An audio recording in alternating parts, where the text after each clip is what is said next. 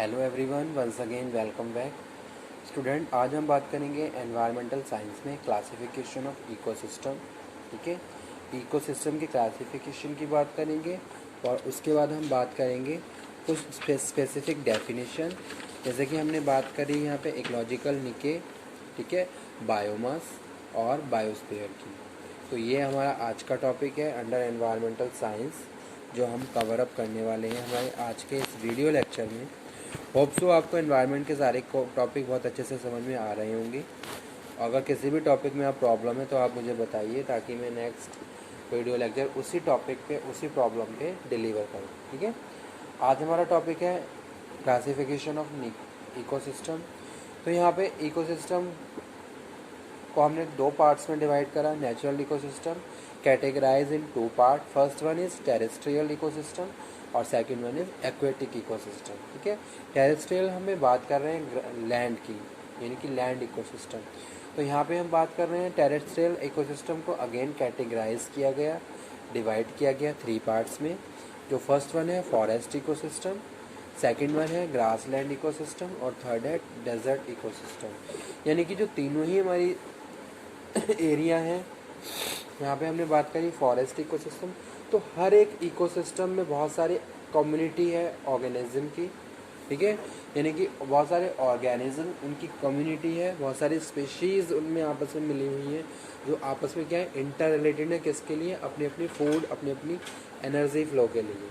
तो वो यहाँ पे हम बात कर रहे हैं। तो सबसे पहले हम बात कर रहे थे किसकी? फॉरेस्ट की।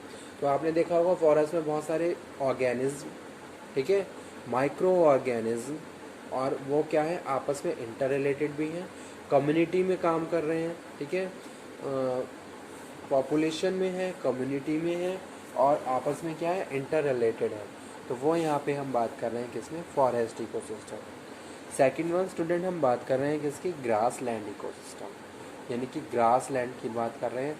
तो वहाँ पे भी आप देखते हो बहुत सारे कीड़े मकोड़े होते हैं, यानी कि उनकी क्या होती है, स्पीशीज़ होती हैं, कम्युनिटी हैं, उसमें वो आपस में क्या कर रहे हैं, इंटर रिलेटेड हैं एक दूसरे के साथ, और जो अपनी एक्सचेंजिंग ऑफ जीन्स, इन सारे प्रोसेस को भी फॉलो कर रहे हैं। तो वो यहाँ पे हम बात कर रहे हैं नेक्स्ट स्टेप, जो कि है ग्रास लैंड इकोसिस्टम। उसके बाद स्टूडेंट थर्ड वन है डेजर्ट इकोसिस्टम, जहाँ हम बात कर रहे हैं डेजर्ट इकोसिस्टम, यानी कि ऐसा एरिया जहाँ पे क्या है, डेजर्ट है, और वहाँ पे भी बहुत सारे ऑर्गेनिज्म हो सकते हैं according to the their environment. ठीक है, और वो किस तरीके से रह रहे हैं, किस तरीके से आपस में इंटर रिलेटेड है, कौन कौन सी कम्युनिटीज़ हैं, कौन कौन सी स्पीशीज़ हैं। तो वो यहाँ पे हम बात कर रहे हैं टेरेस्ट्रियल इकोसिस्टम में, डेजर्ट इकोसिस्टम। ठीक है, तो हमारा जो फर्स्ट है नेचुरल इकोसिस्टम में टेरेस्ट्रियल इकोसिस्टम कवर अप हुआ, जहाँ हमने बात करी स्टूडेंट फॉरेस्ट इकोसिस्टम की, ग्रासलैंड इकोसिस्टम की और डेजर्ट इकोसिस्टम की।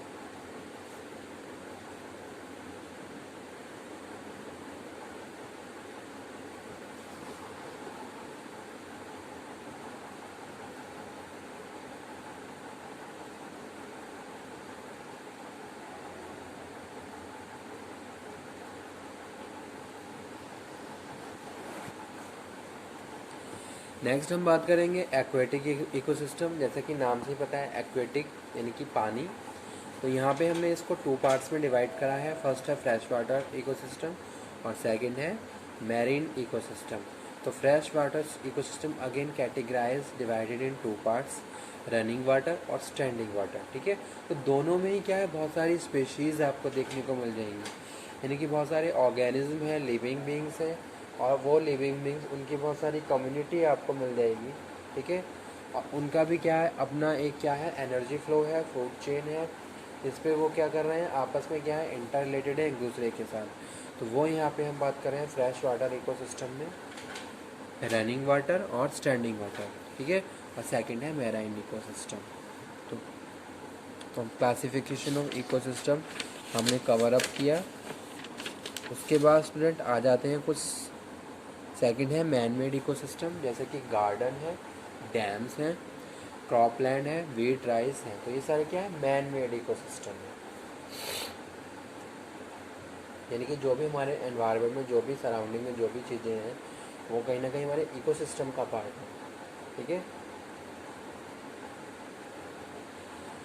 नेक्स्ट हम बात कर रहे हैं स्टूडेंट इकोलॉजिकल निके किसे कहते हैं। निके refers to the unique functional role and position of species in its habitat। ठीक है, यानी कि यहाँ पे हम बात करें यूनिक फंक्शनल रोल, क्या फंक्शन किसी एक माइक्रो ऑर्गेनिज्म की बात करें तो वो क्या एक फंक्शन परफॉर्म कर रहा है, एंड पोजीशन ऑफ स्पेशीज, उसके स्पेशीज में क्या पोजीशन है, इन इट्स हैबिटेट और ecosystem, functions characteristics of species. ठीक है, तो वो हम यहाँ बात कर रहे थे इकोलॉजिकल निके में कि भाई कोई भी एक ऑर्गेनिज्म है, वो एक कम्युनिटी में है, उसकी एक स्पेशीज़ है, उसके क्या फंक्शन है, क्या रोल है, क्या पोजीशन है, तो उसको हम बोलते हैं इकोलॉजिकल निके। ठीक है, नेक्स्ट हमारा क्या है student, biomass.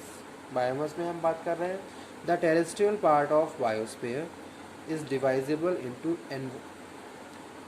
एनोर्मस region known as biomass. ठीक है, जैसे क्या है, डिविजिबल बाय टेम्परेचर। तो आपने देखा होगा टेम्परेचर के हिसाब से क्या है ऑर्गेनिज्म में आपको क्या है डिफ्रेंशिएशन देखने को मिल जाएंगे कि भाई कोई एक, जैसे कि हमने देखा होगा ट्रॉपिकल एरिया होते हैं तो वहाँ पे क्या है अलग ऑर्गेनिज्म होते हैं। ठीक है, अगर हम बात करें किसी अदर कूल एरिया की बात करें, जैसे पोलर्स की बात करें, तो वहाँ पे आपको एक अलग तरीके की वनस्पति या अलग तरीके का इकोसिस्टम वहाँ पे आपको देखने को मिल जाएगा। तो वो यहाँ पे हम बात कर रहे हैं student biomass. The terrestrial part of biosphere is divisible into enormous region known as the biomass. ठीक है, divisible by temperature. Second one यहाँ पे हम बात कर रहे हैं स्टूडेंट किसकी, बायोस्फीयर की।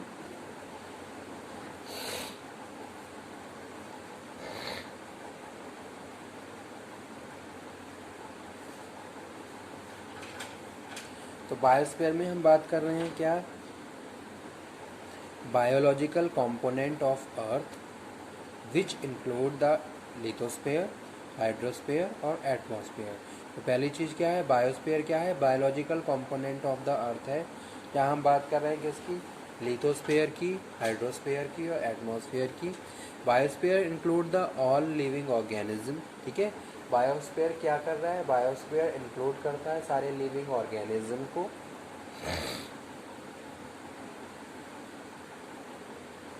On earth together with dead organic matter produced by them। ठीक है, और किस तरीके से वो क्या है अदर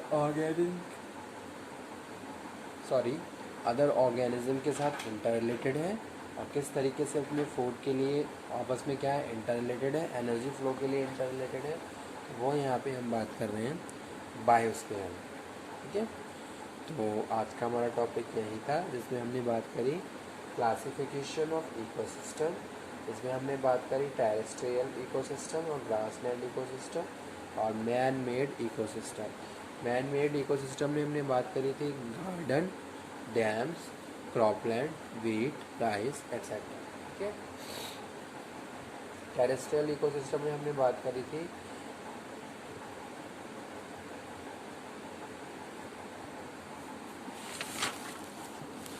फॉरेस्ट इकोसिस्टम की, ग्रासलैंड इकोसिस्टम की और डेजर्ट इकोसिस्टम की।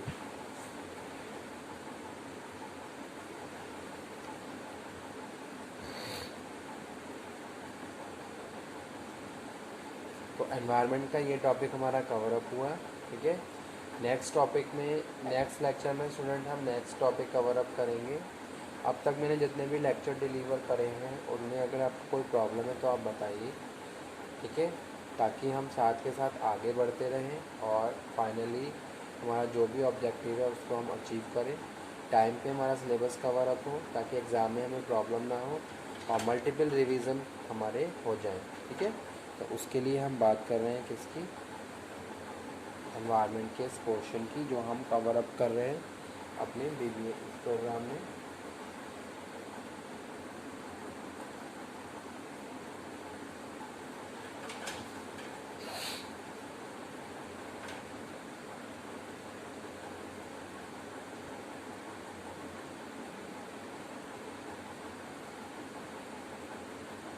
तो तो आज जो हमने जो टॉपिक कवर अप किया है स्टूडेंट, उसमें हमने बात करी थी नेचुरल इकोसिस्टम की, ठीक है। उसमें हमने बात करी terrestrial aquatic ecosystem, aquatic ecosystem में हमने बात करी फ्रेश वाटर इकोसिस्टम की और मैराइन इकोसिस्टम, ठीक है। और हम बात करें टेरेस्ट्रियल, तो यहाँ पे हमने बात करी फॉरेस्ट इकोसिस्टम, ग्रासलैंड इकोसिस्टम और डेजर्ट इकोसिस्टम। उसके बाद स्टूडेंट मैंने यहाँ पे डिस्कस किया इकोलॉजिकल निके, बायोमेस और बायोस्फीयर, ठीक है। तो ये क्या है, कुछ शॉर्ट टॉपिक्स हैं, तो यानी कि कुछ डेफिनेशंस हैं जो आपको पता होनी चाहिए और किस तरीके से ये इकोसिस्टम में एक इम्पॉर्टेंट रोल प्ले करती है, ठीक है। तो वो यहाँ पे हम डिस्कस कर रहे हैं।